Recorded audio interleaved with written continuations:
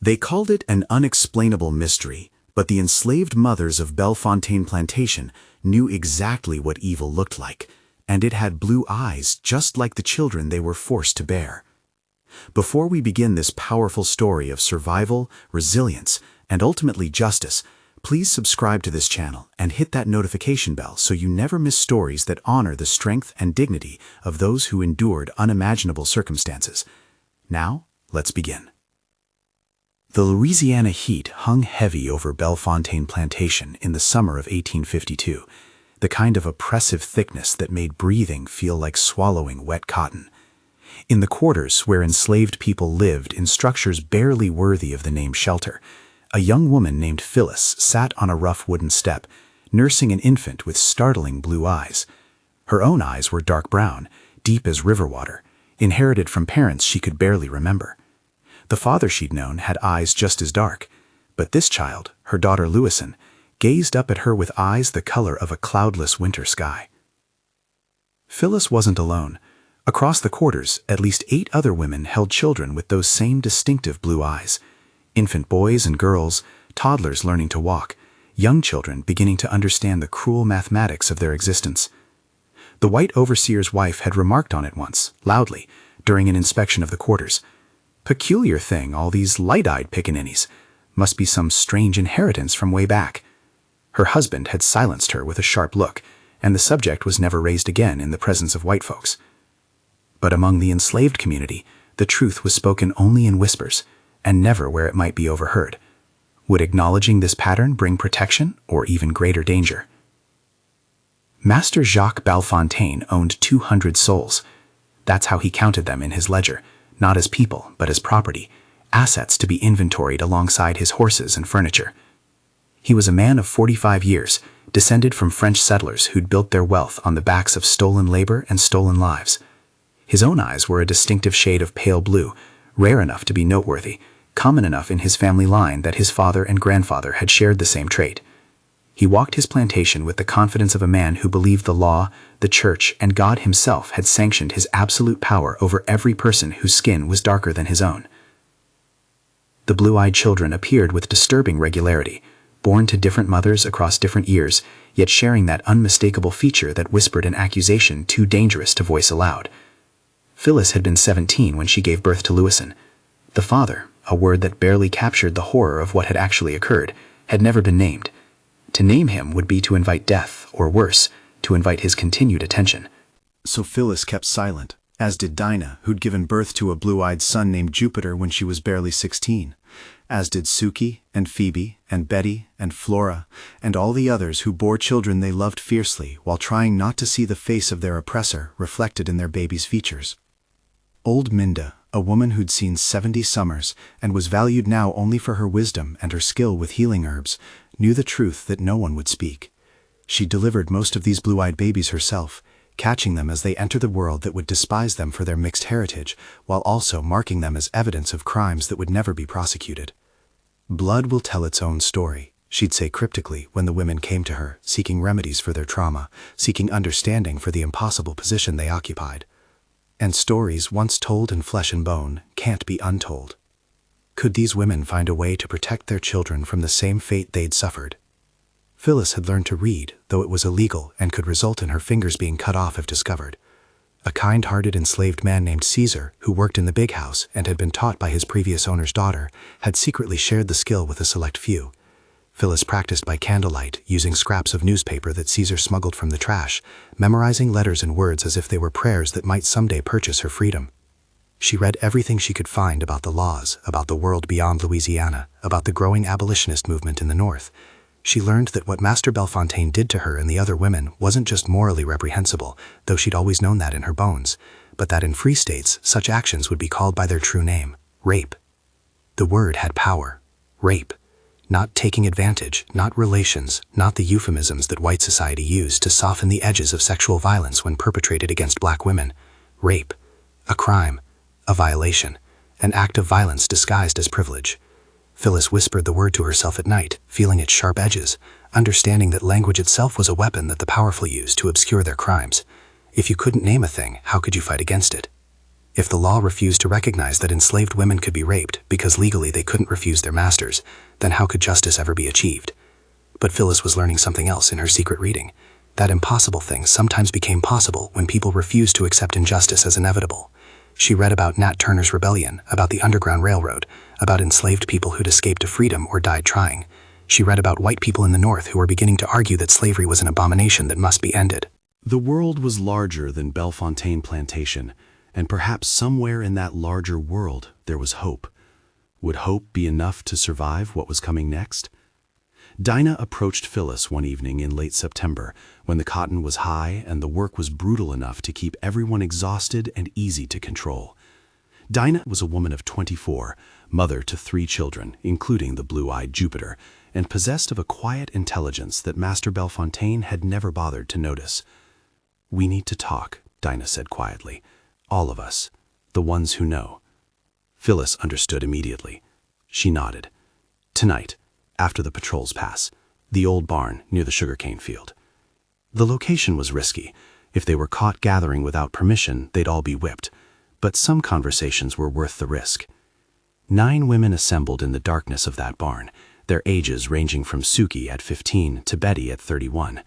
Each was a mother to at least one blue-eyed child. Each carried the weight of violation that society refused to acknowledge. Each had reached a breaking point where silence felt more dangerous than speech. They sat in a circle on the dirt floor, and for the first time they spoke the truth aloud to one another. "He comes at night," Suki whispered, her voice shaking. "Says if I tell anyone, he'll sell my mama to a plantation downriver where they work people to death in a single season." "He told me I should be grateful," Phoebe added, her voice hard with suppressed rage. "Said other masters would just take what they want without even pretending it's something I should want too, as if his pretense of my consent makes it less of a violation." Flora, who'd just given birth to her second blue-eyed child 3 weeks earlier, spoke next. "My boy looks just like him, looks just like his son from the big house. You can see they're brothers, but one's called Young Master and will inherit this plantation, while the other will be worked in these fields until he breaks. How is that anything but evil? Could these women transform their shared drama into collective power?" Phyllis listened to each story, hearing her own experience reflected back at her 9 times over. When it was her turn to speak, she chose her words carefully. "I learned something," she said. "I've been reading. Yes, I know it's dangerous, but knowledge is the only weapon they can't take from us unless they cut off our heads. I've been reading about the law, about how things are different in free states. What he does to us, it has a name. It's called rape. And in places where we would be considered fully human under the law, he would be called a criminal." The word hung in the air between them, sharp and clarifying. "Rape," Dinah repeated, testing the weight of it. "Yes, that's what it is. Not relations, not taking liberties. Rape." The other women nodded, some with tears streaming down their faces, others with expressions of fierce recognition. To name a thing was to begin to have power over it. "But what can we do?" Suki asked, despair creeping into her voice. "We're his property. The law says he can do whatever he wants to us. Even if we ran, where would we go? And what about our children, our mothers, our kin? He'd punish them for our escape." It was the impossible question that trapped so many in bondage. Individual escape was possible. The Underground Railroad proved that. But collective liberation when you had children, elderly parents, siblings, loved ones you couldn't bear to leave behind? That required something more than flight. That required revolution, or at least the seed of it. "We document," Phyllis said, the plan forming as she spoke. "We keep records. We write down dates. We note every child born with his features. We create evidence that can't be denied. And when the time comes, and it will come, I feel it in my bones, when this evil system finally falls, we'll have testimony. We'll have proof. We'll make sure the truth is written down where it can't be erased." Betty spoke up, her voice carrying the weight of hard-won wisdom. "I've been here longer than most of you, seen 3 generations born into these chains, and I tell you this, the only thing these white folks fear more than us running away is us telling the truth about what they do in the dark. If we write it down, if we keep testimony, that's dangerous to them. That's power." The women looked at one another, understanding crystallizing between them. They couldn't escape, not all of them, not with their children and elders. They couldn't fight. They'd be killed before they could strike a single blow. But they could bear witness. They could create a record that would outlast Master Bellefontaine's denials, that would speak truth even if they themselves were silenced. But how could enslaved women, forbidden from learning to write, create records that would survive? Phyllis had an answer. Caesar taught me to read and write. I can teach you. Not all at once, that would be too dangerous, but one by one, in secret, I can share what I know. We'll use whatever we can find, charcoal on scraps of wood, berry juice on cloth. We'll hide our testimony in places they'll never think to look. And someday, when freedom comes, and it will come, we'll have the proof of what happened here. The plan was audacious and terrifying. Discovery would mean death or disfigurement for all of them. But the alternative was to let Master Bellefontaine's crimes vanish into silence, to let him continue his predation without consequence, to doom the next generation of young girls to the same fate. Dinah nodded slowly. My Jupiter, he's 5 years old now. Sometimes Master Bellefontaine looks at him with this expression, like he's seeing his own blood walking around in slave quarters, and it bothers him. Not bothered enough to free him, mind you, just bothered enough to be reminded that he created a child through violence, and that child lives in bondage. I want my son to know his story. I want him to know his mama didn't consent, that what happened to me wasn't my fault, that he was born from violence, but he ain't violence himself. He deserves to know the truth. Flora added her voice. My girl Marguerite, she's got them same blue eyes. She's pretty, and that scares me more than anything, because in a few years she'll be old enough, and you know what happens then. Either the master or his son or some overseer will see her and think she's theirs for the taking, just like her mama was. Unless something changes, unless we find a way to make this stop. The women fell silent, contemplating the unbearable reality that their daughters would likely suffer the same violations they had endured unless the system itself was dismantled. Could mother's love be powerful enough to challenge an entire system of oppression? Over the following months, Phyllis became a secret teacher.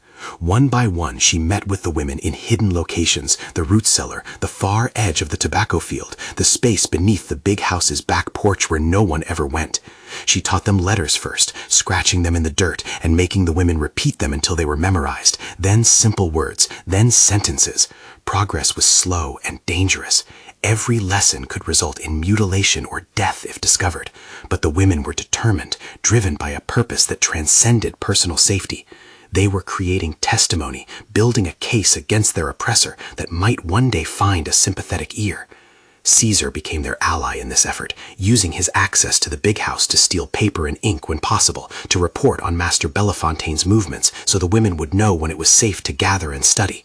He was a man of 40 years, skilled in hiding his intelligence behind a mask of servility. He'd been born on Bellefontaine Plantation, had watched 3 generations of his family live and die in bondage here, and had long since concluded that freedom would require either divine intervention or human revolution. He didn't know which would come first, but he was determined to prepare for both possibilities. The young master, Philippe, the legitimate son, he's been talking about joining the army, Caesar reported to Phyllis one evening. Says there's going to be a war between North and South, says the Yankees want to steal our slaves and destroy our way of life. He spoke the words with heavy irony, highlighting the absurdity of enslaved people being described as belonging to those who held them in bondage. If war comes, everything changes. The plantation won't have as many white men to guard us. There'll be chaos, maybe opportunity. Phyllis absorbed this information carefully. War. She'd read about the growing tensions between free and slave states, about the arguments over whether new territories would permit slavery, about abolitionists who were willing to fight to end bondage. Because truth, once told, can't be completely silenced. Because somewhere, someday, someone will care. Someone will read our words and understand what happened here. Maybe we won't see justice in our lifetimes. Maybe Master Bellefontaine will never face trial for what he's done. But our children will know the truth. Our grandchildren will know. The record will exist. That matters. That's worth fighting for. The women nodded, drawing strength from Phyllis's certainty, even as doubt gnawed at their hearts. The testimony continued to grow, hidden in locations throughout the plantation.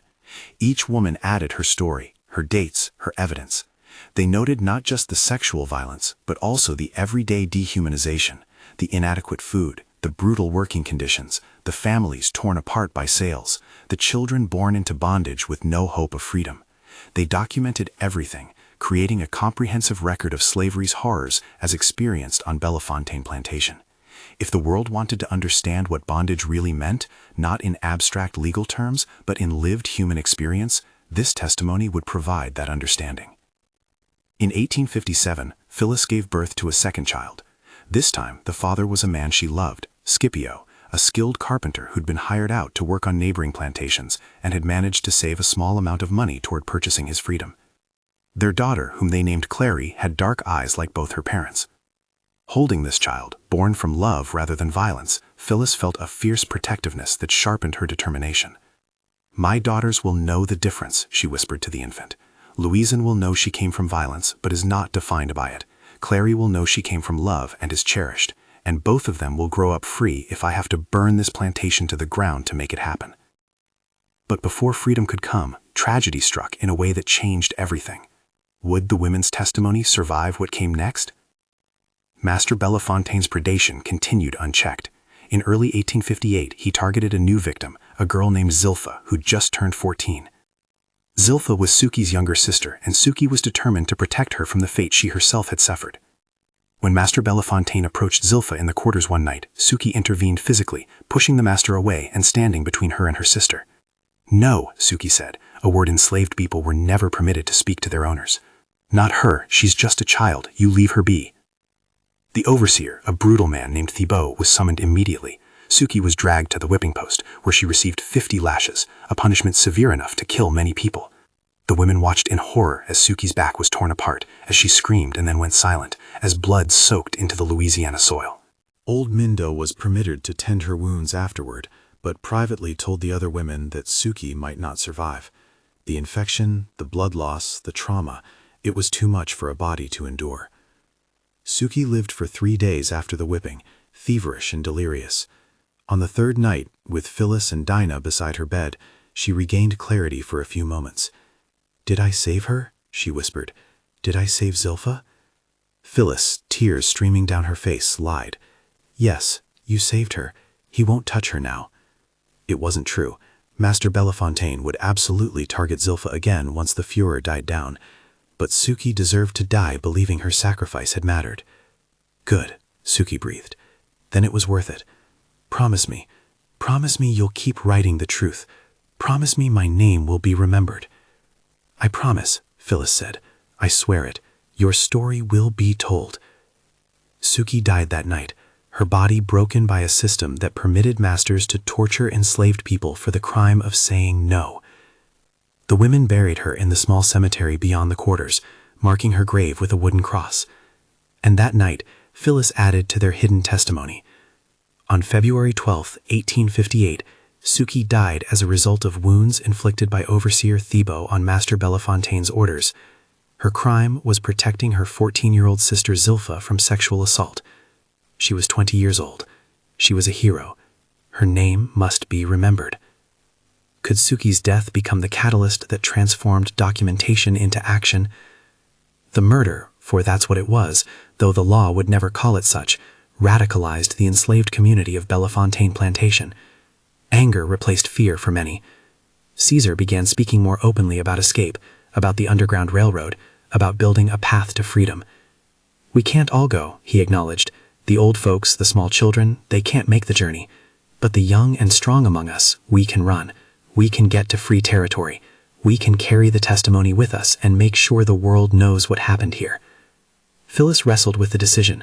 Her daughter Louisan was 7 years old now, old enough to travel if they moved carefully.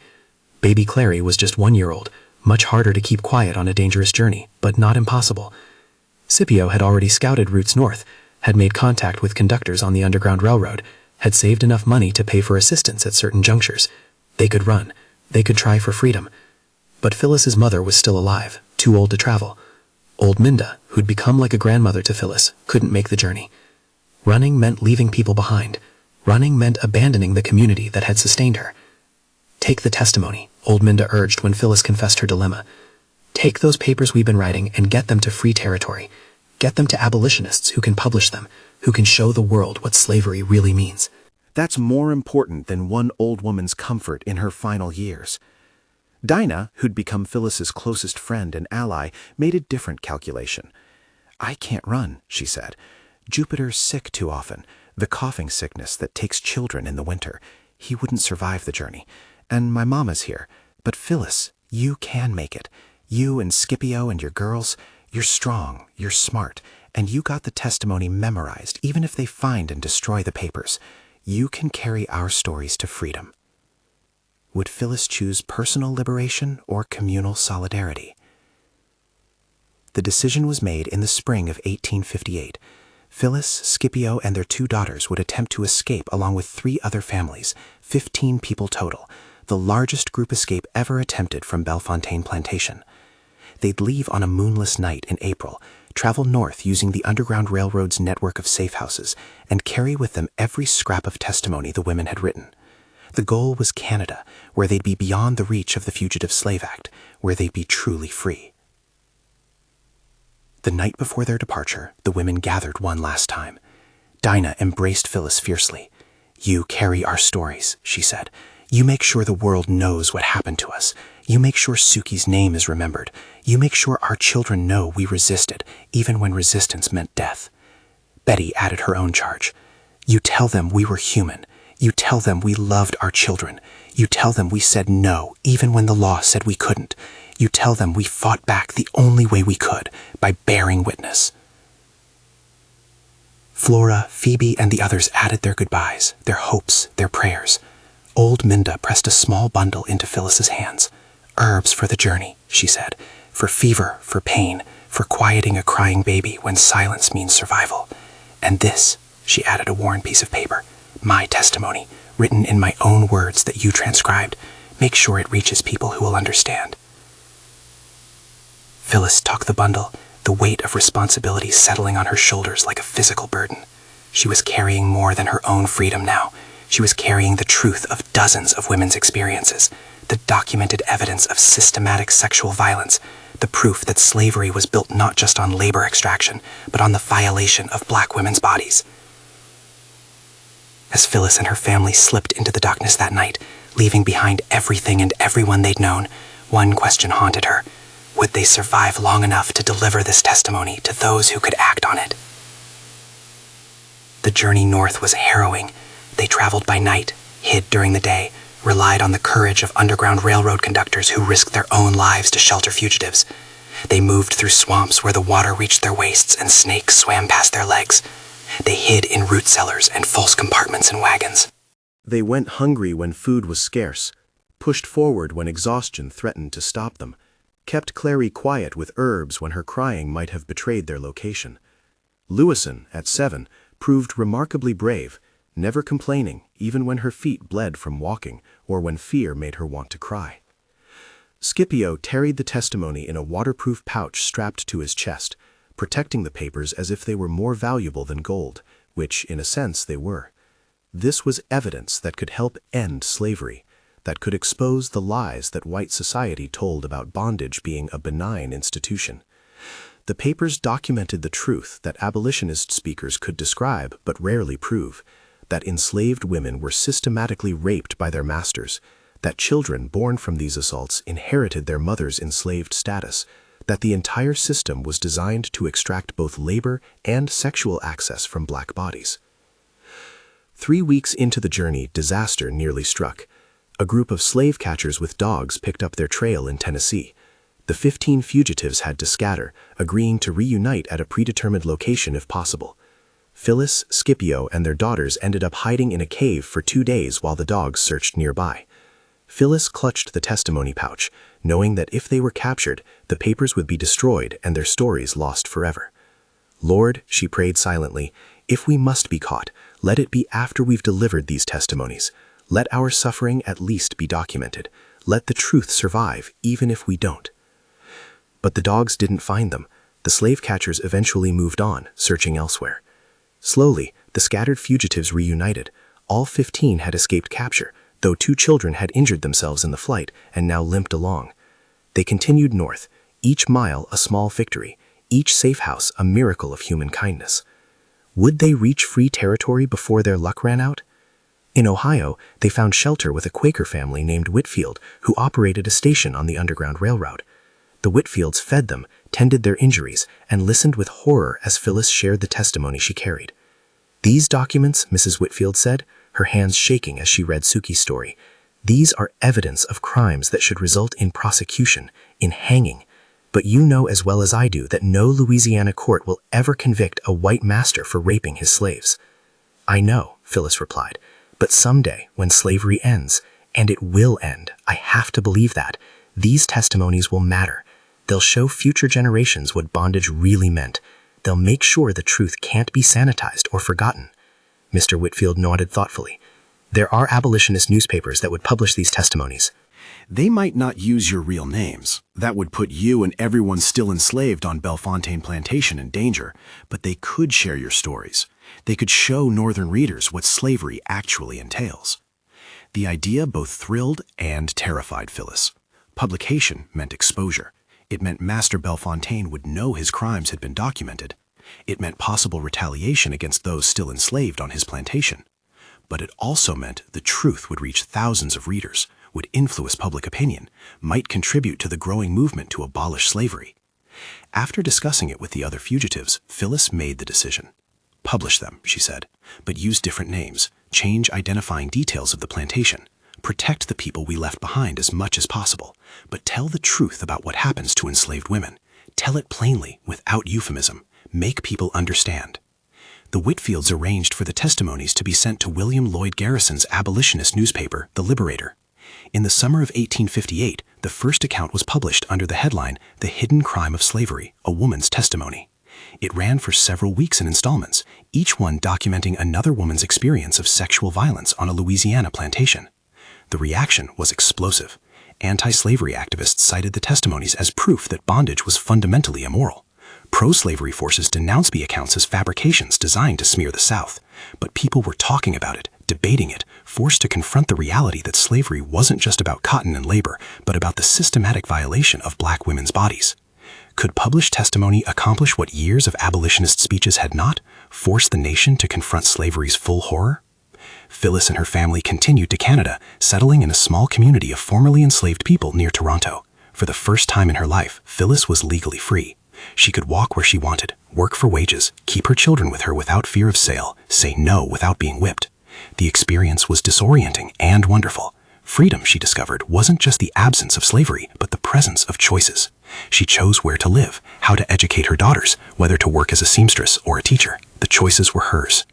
But freedom brought new challenges. The trauma of slavery lived in her body even after the chains were broken. She woke from nightmares about Master Bellefontaine, flinched when white men approached her, struggled to trust that her freedom was real and permanent.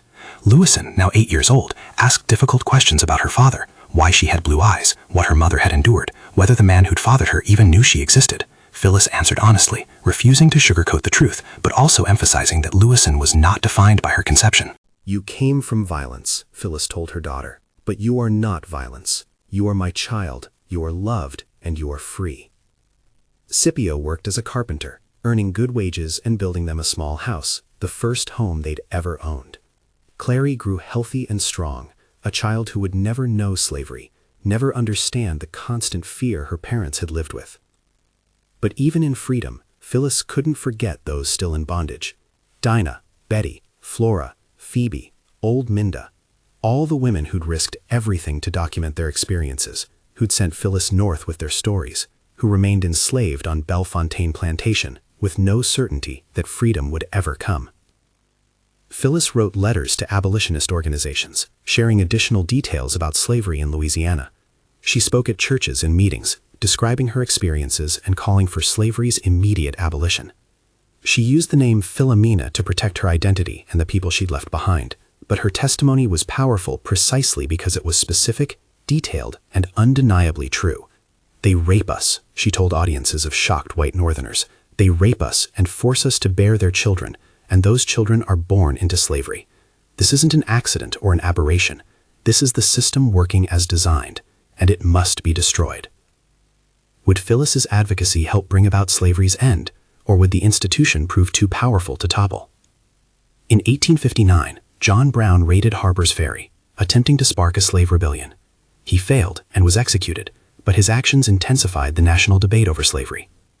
In 1860, Abraham Lincoln was elected president, despite not appearing on the ballot in most southern states. South Carolina seceded in December 1860, followed by other slave states. By April 1861, the nation was at war. Phyllis followed these developments with a mixture of hope and dread. War meant death and destruction, but it also might mean liberation. From her home in Canada, Phyllis could only wait and pray that the Union would win, that slavery would end, that the women who'd sent her north with their testimonies would survive to see freedom. She continued writing, documenting not just her past, but the ongoing struggle of black people in North America. She taught her daughters to read and write, passing on the skills that Caesar had once taught her in secret. She worked with other formerly enslaved people to support the Union cause, raising money for black soldiers, providing shelter for new fugitives still arriving via the Underground Railroad. In January 1863, Lincoln issued the Emancipation Proclamation. Slavery remained legal in border states, and the proclamation only applied to Confederate territory where Lincoln's authority was contested, but it fundamentally transformed the war's meaning. This was now a war of liberation, not just a war to preserve the Union. Phyllis wept when she heard the news, knowing that freedom was coming, even if it was arriving slowly and through rivers of blood. The war dragged on for 2 more years. Phyllis corresponded with formerly enslaved people in liberated territories, trying to get word about what was happening at Bellefontaine Plantation. Finally, in March 1865, she received a letter from a Union chaplain stationed in Louisiana. The Bellefontaine Plantation was liberated by Union forces in October 1864, he wrote. The enslaved people there are now freed people. Many of the women you asked about have survived, though some died during the war years. A woman named Dinah asked me to write to you specifically. She said to tell you that Suki is remembered, that the blue-eyed children are now free, and that the testimony you carried north mattered. Could the formerly enslaved women of Bellefontaine finally see justice for the crimes committed against them? In April 1865, Lee surrendered at Appomattox. The war was over. Slavery was ended by the 13th Amendment. Phyllis stood in her Toronto home, reading the news, and felt a profound sense of both triumph and loss. Triumph because the evil system had finally been destroyed. Loss because so many had died, in slavery, in the war, without ever tasting freedom. She thought of Suki, who'd given her life to protect her sister. She thought of all the children born with blue eyes, who'd grown up in bondage, branded by their father's rape of their mothers. She thought of old Minda, who delivered those babies and documented their births. In 1866, Phyllis made the journey back to Louisiana for the first time since her escape. She needed to see what had become of Bellefontaine Plantation, needed to find the women who'd survived, needed to know if the testimony they'd risked everything to create would still matter in this new era of freedom. The plantation was much changed. Master Bellefontaine had died during the war, a fever, she was told, nothing dramatic or just. The land was being divided among freed people under Reconstruction policies. The big house stood empty and decaying. Phyllis found Dinah, living in a small cabin on land she now owned, working as a washerwoman to support herself and Jupiter, now a young man of 13 with those distinctive blue eyes. The 2 women embraced, tears flowing freely. "You made it," Dinah said. "You got the testimony out. You told our stories." "I told your stories," Phyllis corrected. "I just carried them. You and the others lived them, survived them, documented them." They walked together through the plantation, visiting the graves of those who hadn't survived to see freedom. Suki's grave, old Minda's, she died in 1864, just months before liberation. Betty's, she'd passed from fever in 1862. Each loss was mourned, each name remembered. But there were also survivors. Flora had made it. Phoebe had survived. Several of the blue-eyed children had grown into young adults, now free to build their own lives. The community that had endured slavery together was now navigating freedom together, supporting one another through the challenges of Reconstruction. "What happened to the testimony we hid?" Phyllis asked. "The papers we buried and concealed around the plantation?" Dinah smiled. "We dug them all up after liberation. Some were damaged by water and time, but most survived. We got them stored safe, waiting for the day when we could do something with them, when you could come back and decide what should happen next." Would the testimony that had survived slavery also survive the complicated politics of Reconstruction? Together, Phyllis and Dinah retrieved the hidden testimonies. Some were barely legible, the ink faded and the paper rotted, but others had survived remarkably well, protected in the waterproof containers where they'd been hidden. Reading them again, years after their creation, Phyllis was struck by their power. These were primary source documents, evidence of slavery's horrors, written in the victims' own words. They deserved to be preserved, to be read by future generations, to ensure that the truth about bondage couldn't be sanitized or forgotten. "What about Master Bellefontaine?" Phyllis asked. "Was he ever held accountable for what he did to you all?" Dinah's face hardened. "No. The law didn't recognize what he did as crimes, even after slavery ended, and then he died before anyone even tried to prosecute him. He lived his whole life free and wealthy, built on our suffering, and faced no earthly justice for his sins. The injustice of it burned, but it wasn't surprising. The legal system had been designed to protect white male power, and changing laws didn't immediately change that fundamental reality." But Phyllis had an idea. What if we published the testimonies, all of them, collected in one volume? Not in a newspaper where they'd be forgotten after a week, but in a book, a permanent record. We'd use your real names now. Slavery's over, Master Bellefontaine is dead, there's no one left to retaliate against. We'd tell the truth plainly, that Jacques Bellefontaine systematically raped enslaved women on his plantation for over 20 years, that he fathered at least 23 children through these assaults, and that none of them inherited freedom because the law said they followed their mother's status. We'd make sure history remembers what he did. Dinah considered this carefully. "You think anyone would publish such a book? You think anyone would read it?" "I think some people would try to suppress it," Phyllis answered honestly. "White Southerners trying to rebuild their image, Northerners who want to forget about slavery now that it's ended.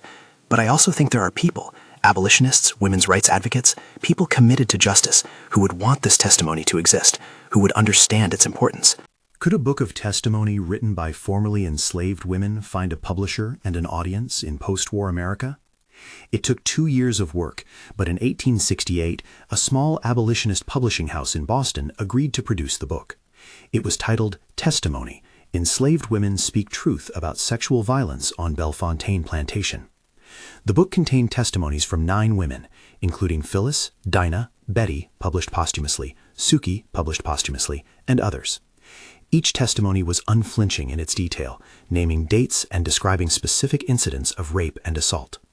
The book also included an introduction by Phyllis explaining how the testimonies had been created in secret, carried to freedom, and preserved through years of war. The book's publication caused a small stir in abolitionist and women's rights circles. Some newspapers reviewed it, often in shocked terms. "These testimonies reveal the darkest aspects of slavery," one reviewer wrote, "aspects that even opponents of bondage have often overlooked or euphemized. To read these women's words is to understand that slavery was not merely an economic system, but a structure of sexual violence." Pro-slavery sympathizers and lost cause romanticizers attacked the book as fabrication and slander, but the testimonies were too specific, too detailed, too consistent across multiple authors to be easily dismissed as invention. The book didn't become a bestseller. Its content was too disturbing for popular consumption, and many people preferred to forget about slavery now that it was legally ended. But it circulated in reform circles, it was read by activists, it was cited in arguments for women's rights and racial justice, and most importantly, it existed. It was a permanent record, preserved in libraries and collections, available to anyone who wanted to understand what slavery had really meant for black women. Phyllis continued her activism through the Reconstruction era and beyond. She spoke at churches and meetings about her experiences, advocated for formerly enslaved people's rights, and worked to establish schools for black children. She watched with satisfaction as her daughter Louison grew into a confident young woman, trained as a teacher, and married a man who treated her with respect. Clary, who'd been born in slavery but raised in freedom, became a doctor, a profession that had been unthinkable for black women during Phyllis's youth. In the decades after the war, Phyllis witnessed both progress and backlash. The 14th and 15th Amendments granted citizenship and voting rights to black men, though women of all races remained disenfranchised. Reconstruction brought brief hope of racial equality, but it was soon undermined by violence, intimidation, and the rise of Jim Crow laws. The struggle for justice continued, taking new forms but never fully resolving. Would the testimony Phyllis and the other women had preserved continue to matter in future generations? Dinah remained in Louisiana, part of the freed community trying to build lives on the land where they'd been enslaved. She never married. The trauma of her experiences with Master Bellefontaine made intimate relationships difficult, but she poured her love into her son Jupiter and into the community's children.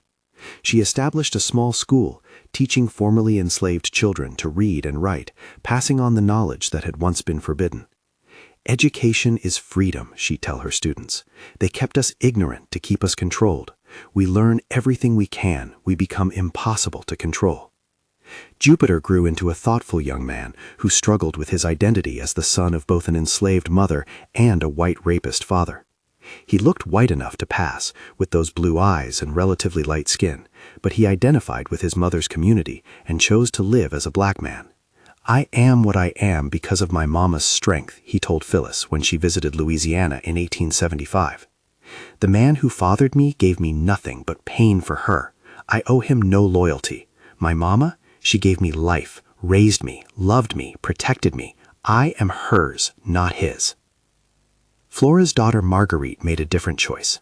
Light-skinned with blue eyes, she moved north after the war and passed as white, marrying a white man who never knew her background. Phyllis didn't judge her for this choice. Passing was a survival strategy, a way of navigating a society that still privileged whiteness above all else. But it was a reminder that the legacy of Master Belfontaine's crimes lived on in complicated ways through the children he'd fathered through violence. In 1890, Phyllis published a memoir titled From Bondage to Freedom, One Woman's Journey. The book expanded on her earlier testimony, providing more context about her life before, during, and after slavery. She wrote about her mother, who died while Phyllis was in Canada and whom Phyllis had never seen again. She wrote about Caesar, who taught her to read and who'd been killed by Confederate soldiers during the war. She wrote about Scipio, her beloved husband, who'd passed away in 1885. And she wrote extensively about the women of Bellefontaine, Dinah, Suki, Betty, Old Minda, whose courage and resilience had shaped her own life. The memoir found a wider audience than the earlier testimony collection. Phyllis was now 70 years old, a respected figure in the black community and in women's rights circles. Her story of escaping slavery, carrying testimony to freedom, and building a life in Canada inspired readers who were still fighting for racial and gender justice. She spoke at rallies for women's suffrage, pointing out that if black men had been granted the vote while all women remained disenfranchised, there was still work to be done. Could Phyllis live to see full equality, or would that remain a dream for future generations? Phyllis died in 1902 at the age of 82. She was buried in Toronto beside Scipio, her gravestone reading, "Phyllis, born in bondage, died free, carried truth to freedom." Her daughters Louison and Clary survived her, continuing her legacy of activism and education. Dinah had died 3 years earlier, in 1899, after a life spent building community and teaching children. Jupiter continued his mother's work, eventually becoming a prominent minister and civil rights advocate in Louisiana. The testimony that Phyllis and the other women had created, written in secret, smuggled to freedom, published despite opposition, survived as a historical record. Scholars studying slavery would cite it in their work. Teachers would use excerpts to educate students about slavery's realities. Activists would invoke it in arguments for justice. The truth the women had risked everything to document couldn't be erased. In the 1920s, a historian researching Louisiana plantation records discovered Jacques Bellefontaine's ledgers. Among the entries documenting property purchases and cotton yields were notes about births in the slave quarters. Next to many of these birth entries, Bellefontaine had made a small notation, a single letter B for blue eyes. He documented his own crimes, perhaps not even recognizing them as such. When this ledger was compared with the testimonies Phyllis and the other women had written, the pattern was undeniable. 23 children noted with the B designation, 23 testimonies of assault. The evidence corroborated across 2 different sources, neither of which could be dismissed as fabrication. The historian published findings under the title Sexual Violence and Slavery, the Bellefontaine Plantation Case Study. The work was controversial. Many white Southerners still preferred narratives of benevolent masters and contented slaves, but it added to the growing body of scholarship documenting slavery's brutality. More importantly, it vindicated the women who testified. Their stories weren't exaggerations or inventions. They were truth, supported now by the master's own records. How would future generations remember these women and the testimony they'd created?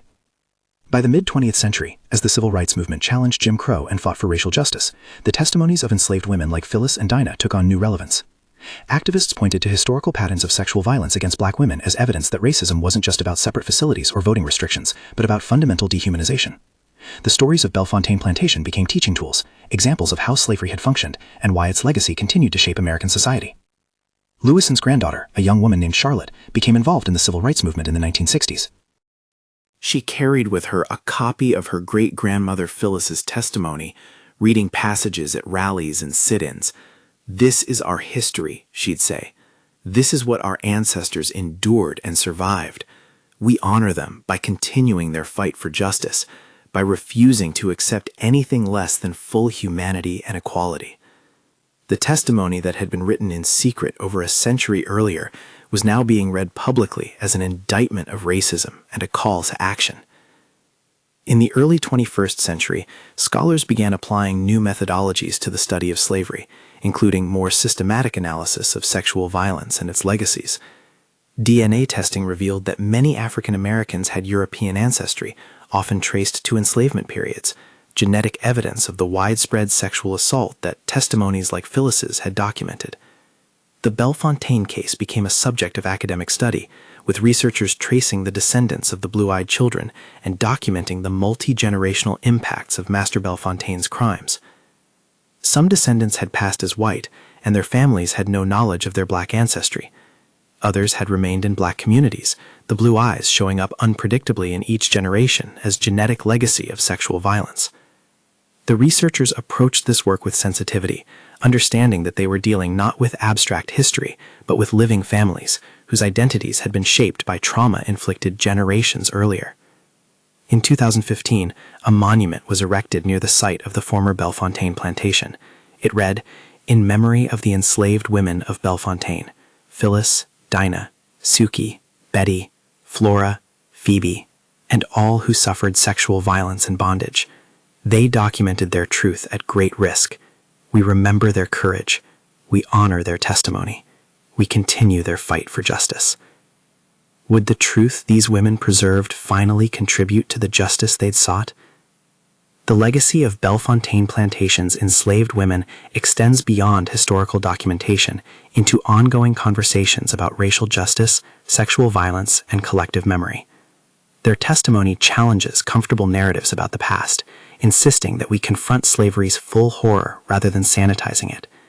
Their courage in documenting their experiences despite enormous risk demonstrates the power of bearing witness, even when immediate justice seems impossible. Modern movements addressing sexual violence often cite historical patterns of assault against enslaved women as foundational to understanding how rape culture operates, particularly along lines of race and power. The women of Bellefontaine, though they couldn't have imagined terms like rape culture or intersectionality, understood these dynamics intimately. They knew that their vulnerability to assault was created by systems that simultaneously denied their humanity and exploited their bodies. They knew that legal remedies were impossible when the law itself sanctioned their oppression. Yet they resisted in the way available to them, through documentation, through testimony, through creating evidence that would outlast their bondage.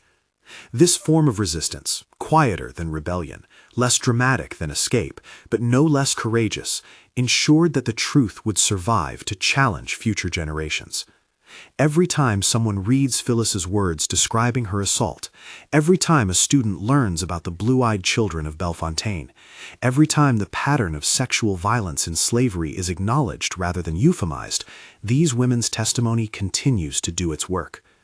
The questions they raised remain relevant. How do we achieve justice when legal systems are designed to protect perpetrators? How do we document truth when speaking it threatens survival? How do we honor the courage of those who resisted oppression in whatever ways they could, even when their resistance didn't look like the dramatic acts history often celebrates? How do we ensure that testimony preserved at such great cost continues to matter? Can the truth documented by enslaved women more than 150 years ago still change hearts and minds today? The answer, evidenced by the continued relevance of their testimonies, is yes. Their words still have power. Their courage still inspires. Their insistence that they were fully human, deserving of dignity and protection from violence, still challenges systems that would deny anyone's full humanity. Phyllis, Dinah, Suki, Betty, and all the women of Bellefontaine Plantation didn't live to see complete justice. They didn't witness the end of racial oppression or gender-based violence, but they planted seeds that continue to grow. Every person who reads their testimony and understands that slavery wasn't a benign institution, but a structure of exploitation and violence, carries forward their witness. Every activist who fights against sexual violence while acknowledging its historical dimensions honors their courage. Every scholar who refuses to sanitize the past, but instead insists on truth-telling, follows in their footsteps. Every descendant who knows their ancestors' name and story benefits from the documentation these women risked everything to create. The blue-eyed children of Bellefontaine, born from violence but not defined by it, grew into adults who made their own choices about identity and belonging. Some passed as white, finding safety in proximity to power. Others claimed their black heritage, finding strength in community. All carried in their genes and their family stories the legacy of both trauma and resistance. Their existence testified to crimes committed against their mothers, but their lives, the choices they made, the families they built, the communities they joined, testified to survival and resilience. In the end, the story of Bellefontaine Plantation is about power and resistance, about violence and survival, about silence and testimony. It's about women who were systematically victimized but refused to be reduced to victims. It's about truth preserved against impossible odds. It's about justice delayed but not denied, as long as memory persists and testimony continues to be read, studied, and honored. The enslaved mothers who gave birth to blue-eyed babies, all traced back to one man, Jacques Bellefontaine, were not passive victims. They were strategic resistors who understood that when physical escape was impossible and legal protection unavailable, documentation became a form of rebellion. They wrote their truth knowing they might never see justice, but trusting that future generations would. That trust has been vindicated. Their testimony survives. Their names are remembered. Their courage inspires continued struggle for a world where all people are recognized as fully human and protected from violence. Phyllis, who carried testimony to freedom and spent her life ensuring it would be preserved and published. Dinah, who stayed in Louisiana and built community from the ashes of slavery. Suki, who gave her life protecting her sister and insisted her name be remembered. Betty, who understood that truth-telling was dangerous to oppressors and therefore powerful. Old Minda, who delivered the blue-eyed babies and documented each birth as evidence. All the women whose names we know and all whose names have been lost. They deserve to be honored not as abstractions, but as specific individuals who made courageous choices under impossible circumstances. Their legacy calls us to continue their work, to document truth even when it's uncomfortable, to challenge systems that protect the powerful at the expense of the vulnerable, to believe survivors of sexual violence, to work toward justice even when it seems impossibly distant, and to remember that resistance takes many forms. The testimony they created in secret, smuggled to freedom, and preserved through war and reconstruction, continues to testify. It speaks across generations, insisting that we see enslaved women not as property or statistics, but as fully human people who loved, suffered, resisted, and ultimately triumphed by ensuring their truth would survive. May their courage inspire our own. May their testimony continue to challenge and teach. May their names be remembered and honored. May we build the world of justice and dignity they fought for but did not live to see fully realized. If this story has moved you, please subscribe to our channel to continue learning about the resilience, intelligence, and courage of people who faced unimaginable circumstances yet preserved their humanity and fought for justice in whatever ways they could.